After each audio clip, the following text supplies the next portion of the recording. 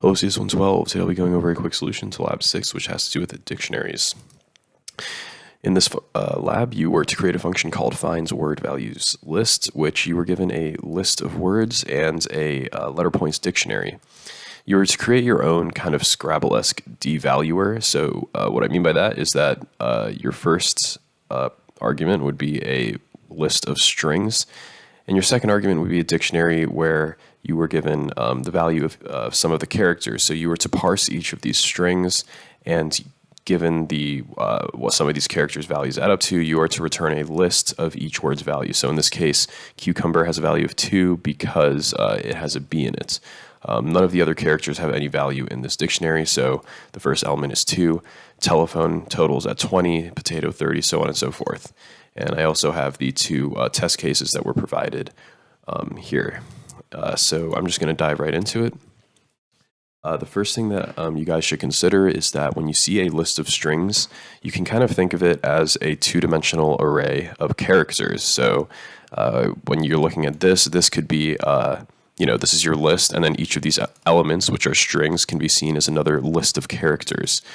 So if I was to say for I in word list, and then for J in I, and then I was just to print out J, what would that print out? Well, let's find out.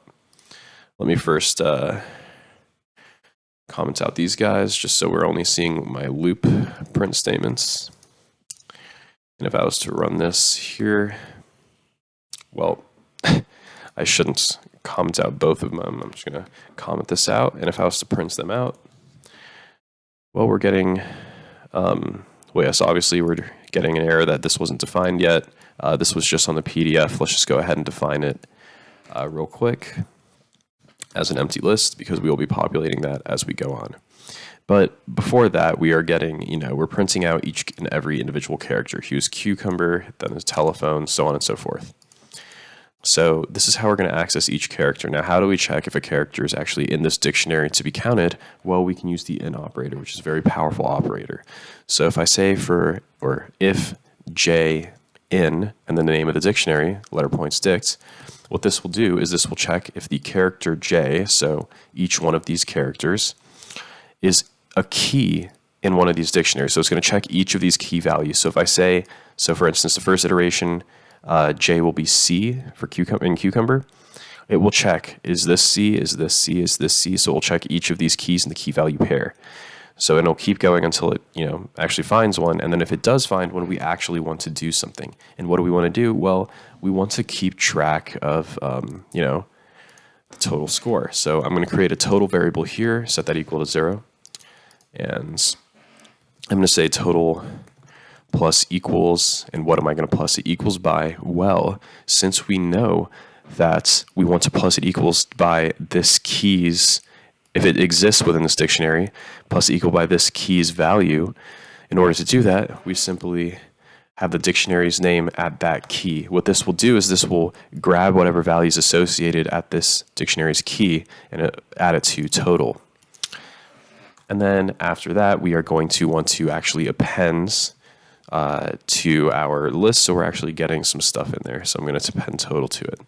So now a couple things I want to point out real quick is that the reason I am initializing total to 0 here is so it doesn't amplify. So in this case here, we're getting 2, 20, and 30, and 1. If I had total initialized up here outside of the loop, then this 2, this would still be 2, but then this would be 22, and this would be 52, and so on and so forth, because we're not resetting every time we go to a new word here.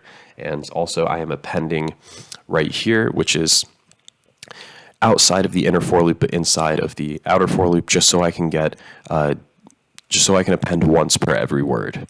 So let's go ahead and run this and see if it works. We should be getting this list right here. So I'm going to run it right there. As you can see, we get 2, 20, 30, and 1. I'm just going to uncomment these guys now and run it again. And as you can see, we are getting the correct output as well. And I'm not sure if you guys saw part 3 that wasn't for grade, but you were to just kind of see what it was doing with the code.